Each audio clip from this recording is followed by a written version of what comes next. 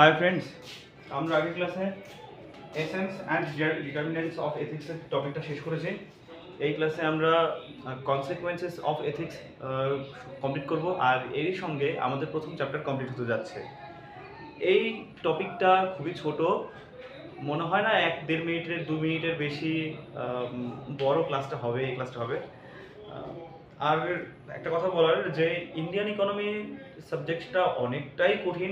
সেই কম্প্যারিজনে আমি যদি তুলনামূলক আলোচনা করি যে এথিক্স আর ইকোনমি, ইন্ডিয়ান ইকোনমি দুটোর মধ্যে আমি যদি কম্পেয়ার করি কোনটা বেশি কঠিন, অবভিয়াসলি ইন্ডিয়ান ইকোনমি বেশি কঠিন।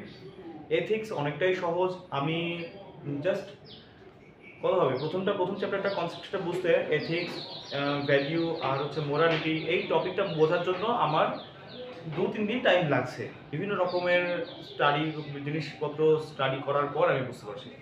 তারপরে 3টে চ্যাপ্টার শেষ করতে আমার সময় লাগলো 5 থেকে 6 ঘন্টা মাত্র। তার মানে 1 দিনে 3টে চ্যাপ্টার শেষ হয়ে যাচ্ছে।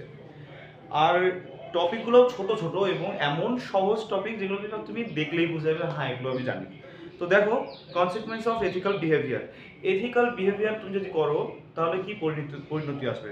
2 রকমের পরিণতি আসে। একটা সোশ্যাল মানে ইম্প্যাক্ট আসে, সোসাইটির উপর ইম্প্যাক্ট পড়ে, আর একটা হচ্ছে ইন্ডিভিজুয়াল বা তোমার নিজের মধ্যে একটা ইম্প্যাক্ট করবে। কিরকম ইম্প্যাক্ট? প্রথমে আসে আমরা ইন্ডিভিজুয়াল ইম্প্যাক্টের ক্ষেত্রে। Brings good people as well as good actions. তার মানে তুমি যখন এথিক্যালি ব্যবহার করো, বিহেভ করো, মানে একটা সোসাইটিকে মানে সুন্দরভাবে গড়ে তোলার জন্য যে সব এলিমেন্ট দরকার, যেমন ট্রুথ, পিস, তারপর যেমন তোমার প্যাশন, তারপর তোমার হচ্ছে যেমন হচ্ছে অনেস্টি, এই সব কিছু এলিমেন্ট যখন তুমি নিয়ে এগোবে তখন কিন্তু অনেক ভালো ভালো মানুষের সঙ্গে তুমি পরিচিত হবে। তোমার টিচার তোমাকে হচ্ছে কি যে প্রায়োরিটি বেশি দেবে, তখন কি তোমাকে আরো বেশি গ্রো করতে উনি হেল্প করবেন অনেক বেশি। অর্থাৎ এই মানে আর্গুমেন্টটা সত্যিই ঠিক। Brings good people as well as good actions, এবং তোমাকে নতুন নতুন কাজের সুযোগও আসবে। Ethical decisions at every stage foster personal growth and development, মানে নিজেরও গ্রোথ হয় এতে অনেক বেশি। তারপর রিলেশনশিপ যথেষ্ট ভালো থাকে। তারপর যেমন হচ্ছে গিয়ে মানে লয়্যালটি অবশ্যই যদি থাকে তাহলে অবশ্যই রিলেশনশিপ ভালো থাকবে। তারপর এথিক্স এলিমিনেটস কনফিউশন। যখন তোমার কাছে প্রবলেম আসবে তখন সেই প্রবলেমটাকে সলভ করার জন্য তোমার কাছে 2-3টে রাস্তা থাকতে পারে। এথিক্যাল বিহেভিয়ার করার অর্থ তুমি ওই 2-3টে ওয়ের মধ্যে সবচাইতে সহজতম ওয়ে এবং মানে সবচেয়ে বেশি অ্যাপ্লিকেবল ওয়ে তুমি বাঁচতে তোমার কোনো প্রবলেম হবে না।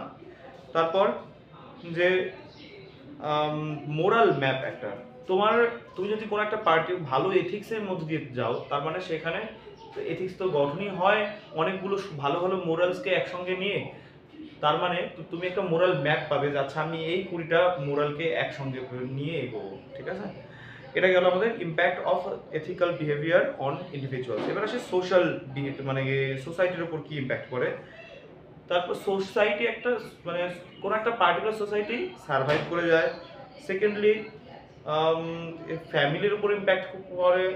কোনো একটা ফ্যামিলি সে কোনো একটা পার্টিকুলার সোসাইটিকে যদি ফলো করে তাহলে অবশ্যই ফ্যামিলিরও গ্রোথ হয়। তারপর ইন্টারন্যাশনাল অ্যাফেয়ার্স, যদি আমি গভর্নমেন্টের ক্ষেত্রে বলবো, পলিটিশিয়ানস মানে পলিটিক্যাল সায়েন্স বা হচ্ছে মানে গভর্নমেন্টের কাজ আমরা দেখি। তবে ইন্টারন্যাশনাল রিলেশনশিপও ভালো থাকে যদি এথিক্যালি বিহেভ করে কোনো একটা কান্ট্রি।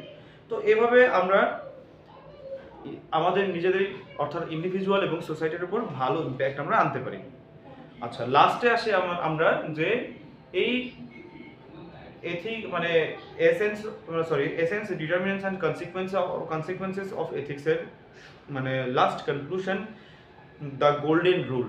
মানে তুমি ধরো কোনো একটা অথরিটি নিয়ে আসো, তুমি ধরো একটা টিচার আছো বা তুমি কোনো অফিসার আসো, তোমার কাছে পাবলিকরা কোনো একটা ফ্যাসিলিটির জন্য আসছে বা কোনো কাজ নিয়ে আসছে, তুমি তার সঙ্গে তেমনটাই ব্যবহার করো।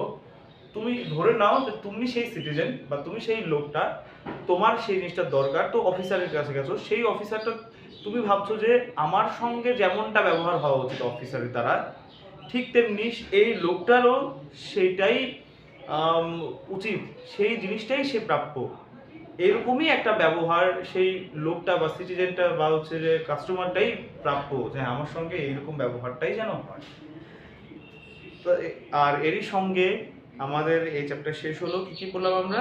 যে এই ক্লাসে আমরা পড়েছি কনসিকুয়েন্সেস অফ এথিক্স, মানে এথিক্যাল বিহেভিয়ার করলে আমাদের কি পরিণতি হয়। একটা হচ্ছে সোশ্যাল মানে কনসিকুয়েন্সেস, আর একটা ইন্ডিভিজুয়াল কনসিকুয়েন্সেস, ঠিক আছে। আর লাস্টে আমরা বললাম দ্য গোল্ডেন রুল, মানে যে আমার সঙ্গে যেমন ব্যবহার হওয়া উচিত, তো আমার সামনে যে ব্যক্তি আছেন তার সঙ্গে যেন সেই একই রকমই মানে ব্যবহারটা হয়।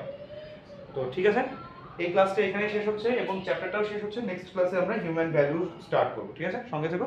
All the best, by.